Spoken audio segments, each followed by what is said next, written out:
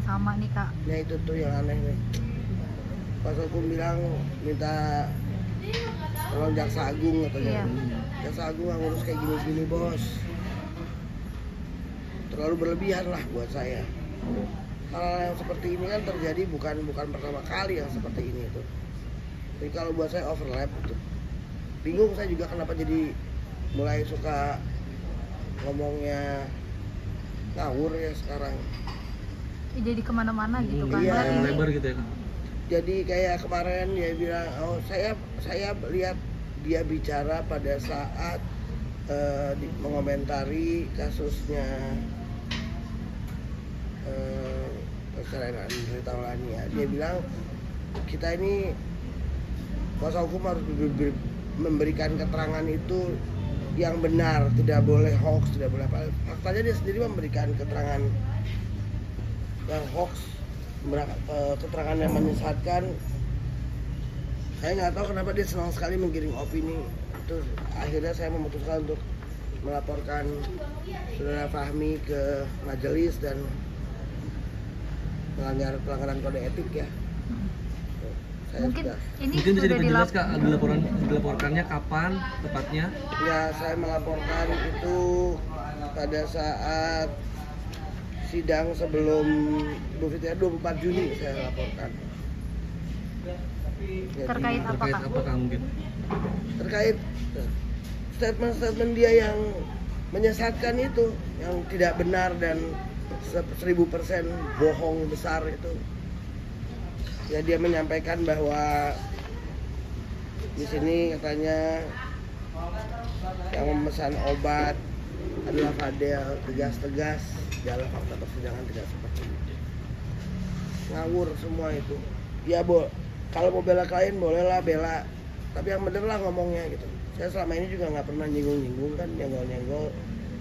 Nggak usah lah kasih berita-berita yang tidak bisa dipertanggungjawabkan. Akhirnya saya melaporkan kepada majelis karena ini buat saya nih gak baik lah. Katanya senior, tapi kok begini gayanya. Saya selama ini sabar, lama-lama marah juga saya. Ya.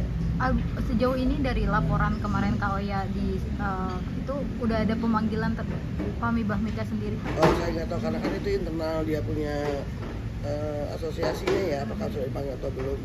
Tapi ketika saya memberikan ini kepada majelis, Respon mereka bagus. Mereka kaget juga kenapa Fahmi bisa ngomong gitu. Saya rasa diketawain juga lah sama majelis sama jaksa, karena faktanya nggak seperti itu. Ini buat efek jera juga nggak sih Kak untuk seorang Fahmi? Mungkin kan selama dari kasus Fadel ini dari awal dia sudah membuka isi persidangan yang harusnya tertutup ya Kak? Iya, tapi kan dia memutarbalikannya seolah saya katanya yang membuka. Kapan saya buka? Terus dia seperti lebih tahu isinya materi sidang ya. Sementara dia di dalam ruangan itu. Kalau nggak di dalam ruangan itu kenapa berani membuat statement?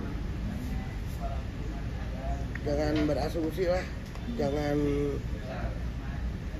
menyebarkan fitnah lah, nggak bagus. Kak, soal ada statement juga dari kuasa hukum NM yang menyebut kalau sakit hati dengan perlakuan Fadel gitu kan, karena sudah menganggap Loli seperti anaknya sendiri. Kalau dari Kak Oya sendiri seperti apa sih?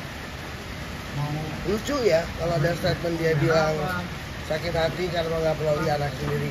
Kalau dia menganggap Loli seperti anaknya sendiri, kenapa dia nggak tampung waktu Loli pulang? Kan Loli pulang ditolak di rumahnya. Ya ambillah sama dia. Kalau nganggap anak, jangan bukan udah begini terus teriak-teriak tuh anak saya. Sangat menyayangkan juga ya Kak?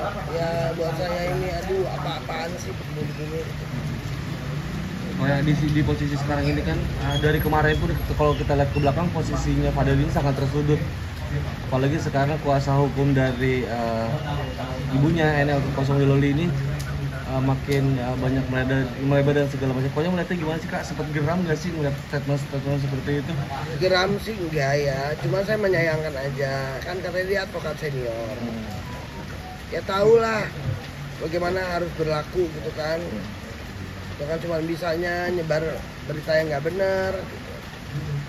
Jadi kalau buat saya, apapun yang dituduhkan sekarang kan sudah proses persidangan, bahwa benar atau tidak yang dituduhkan nanti kan hakim akan memutuskan apa yang benar. Karena kalau saya lihat sepanjang perjalanan dari awal sampai sekarang, seandainya ini sidang terbuka, seandainya, waduh, nggak bakal berani dia ngomong kayak gitu, nggak bakal berani dia nyebar berita nggak benar, karena seluruh Indonesia akan dengar langsung apa yang disampaikan dalam persidangan. Itu aja.